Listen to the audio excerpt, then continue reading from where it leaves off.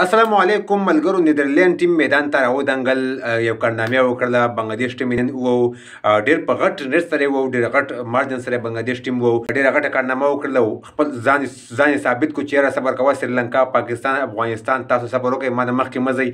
زه هم تاسو سره یو ځای کېږم چې ټول په یو شان یو ترتیب باندې شو. تاسو ته چې تر نیدرلینډ ټیم ولا به وایي چې موږ تاسو ته کرکټران نه ښکارو، موږ تاسو ته لوبغاړي نه ښکارو چې موږ انټرنیشنل کرکټ ورلډ کپ ته راوتي یو او تاسو زموږ نه مخکې ځئ. نو نیدرلینډ ټیم هم نن خپل ځان وښودو. د سریلانکا، د پاکستان، د افغانستان سره ځان برابر کړو په دغه پانسټیبل کې، په دغه میچونو په حساب باندې.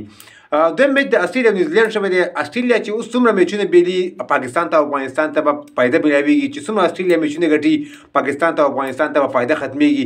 دغه تازه پوینټ ټیبل هم درسره شریکوم. د هر څه نه مخکې راځو پوینټس ټیبل سره شریک کوم. اولنی میچ باندې لږ تر نظر اچوم. نیدرلینډ ټیم 209 سکور کړی. بنګلادیش ټول ټیم په 142 سکور باندې اوټ شو.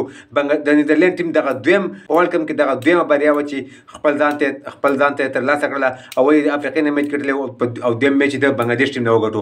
بنګلادیش ټول ټیم په 142 باندې اوټ شو. په 78 سکور سره نیدرلینډ ټیم دغه وګټو چې بنګلادیش ته ماتې ورکړله. په دویم میچ کې استرالیا چې کوم سکور کړی 388، نیوزیلینډ ټیم ډېر زیاته خواري وکړله، 383 سکور هغه ټیم وکړل. په 50 سکور سره نیوزیلینډ ټیم دغه میچ وبېلو. استرالیا ټیم دغه بقایا میچونه وبېلي. نو پاکستان او افغانستان ته پکې فایده ملاویږي، ځکه که دغه پوینټس ټیبل ته موږ وګورو، ساوث افریقا او انډیا خو الریډي وتلله چې نیوزیلینډ موږ ویل چې نیوزیلینډ یې وګټي. نیوزیلینډ په 2 نمبر کې شي، ځکه چې هغه هم ټاپ دی. چې څومره استرالیا میچونه بېلي، نو افغانستان او پاکستان ته پکې فایده ده. او پاکستان به بقایا چې کوم د پاکستان میچونه دي هغه به ټول ګټي او افغانستان به خپل بقایا میچونه ټول ګټي. نو بیا به افغانستان او پاکستان ته سیمپاین. خو که استرالیا بقایا میچونه وبېلي، استرالیا افغانستان استرالیا نه میچ وګټي او بنګلادیش هم د استرالیا نه میچ وګټي، مطلب استرالیا چې کوم میچونه پاتې دي هغه استرالیا ټول وبېلي، نو بیا افغانستان او پاکستان ته چانس جوړیږي.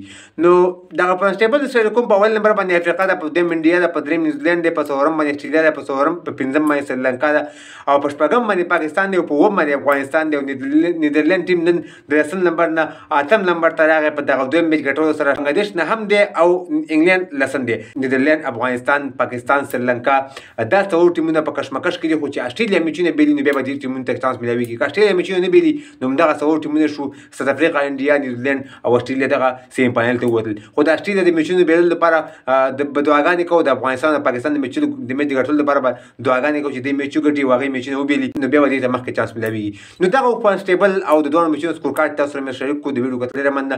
زموږ پیج سره فالو کړئ او یوټیوب چینل سره ضرور سبسکرایب کړئ تازه معلوماتو لپاره. نور ښه وخت ولرئ. د الله په امان.